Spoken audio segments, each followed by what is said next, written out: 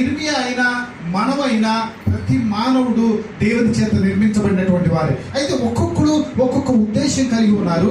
దేవుడికి ఒక్కొక్కరి మీద ఒక్కొక్క ఆలోచన ఉంది.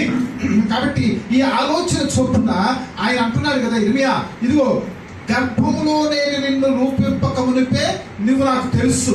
ఎందుకంటే నేను నిన్ను నిర్మించాను, గర్భంలోంచి రాకముందే నేను ప్రతిష్ఠించాను, నీకు ఒక ఆలోచన ఇవ్వడానికి నేను తీర్మానం చేశాను, నీకు ఒక ప్రణాళిక వేయడానికి తీర్మానం చేశాను. అదేంటంటే ప్రజలకు ప్రవక్తగా ఉండాలని నేను నిర్ణయించాను.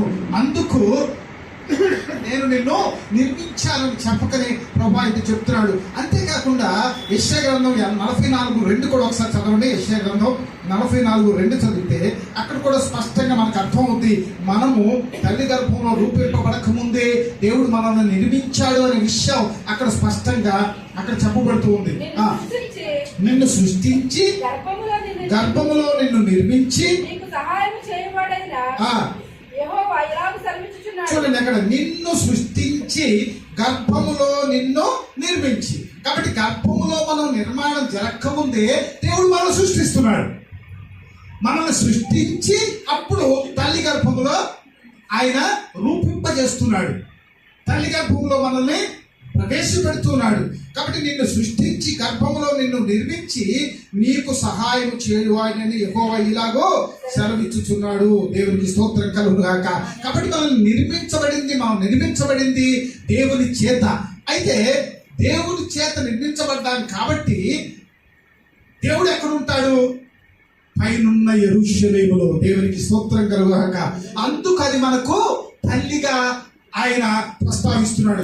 పైనున్న యెరూషలేము మనకు తల్లి. ఎందుకంటే యెరూషలేము దేవుని నివాస స్థలము, యెరూషలేము దేవుడు ఉన్న చోటు. పైనున్న యెరూషలేములో దేవుడు ఉంటాడు. కాబట్టి దేవుని చేత మనం నిర్మించబడుతున్నాం ముందు. తర్వాత దేవుడే మనల్ని తల్లి గర్భంలో ప్రవేశపెడుతున్నాడు. కాబట్టి యెరూషలేము మనకు, పైనున్న యెరూషలేము మనకు తల్లి అని చెప్పి స్పష్టంగా పౌలు ఆ ఫిలిప్పీ పత్రిక గలతీయులకు రాస్తూ ఆయన స్పష్టం చేస్తున్నాడు. అయితే ఇది చూడండి, పరలోకం ఎక్కడుంది? ఇది పైన ఉంది అని మనం తెలుసుకుంటే ఆ పరలోకం పైన ఉంది, మనం పైన నిర్మించబడ్డాము. కానీ కింద ఉన్న భూమిలోనికి దేవుడు మనల్ని జన్మింపజేశాడు అనే సత్యాన్ని మనం గుర్తెరగాలి. ఎందుకు ఈ మాట చెప్తానంటే పైనున్న జీవితానికి కిందున్న జీవితానికి చాలా తేడా ఉంది. ఆ తేడాలు మనం అర్థం చేసుకోవాలని దేవుడు ఆశపడుతూ ఉన్నాడు. పైన ఉన్నటువంటి జీవితం, ఉన్నతమైనటువంటి జీవితానికి ఈ లోకము